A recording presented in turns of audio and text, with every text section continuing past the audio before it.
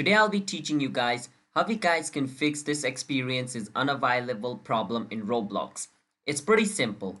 So in order to fix this issue, first you want to come to roblox.com. Once you come to roblox.com, it's going to ask you to log in into your account. Once you log in into your account, it's going to bring you over here.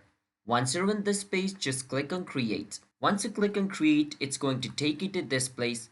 And from over here, it's going to show you all the world which you have created.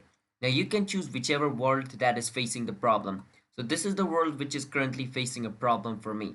So what I'm going to do is click on where it says edit in studio. Once I click on edit in studio, I'm going to click on open Roblox studio. Once I click on open Roblox studio, my Roblox studio will be opened up just like this. And remember, you need to have Roblox studio download and installed on your device, alright? Otherwise this is not going to work. I've also made a video on how to download Roblox Studio. You can watch that. Once the world is downloaded, at the top right corner, you can see the little file button. You can click on file and click on where it says publish to Roblox. Once you click on publish to Roblox, your problem should be fixed. It's as simple as that. Most people are confused and think they need to do this, that, but no.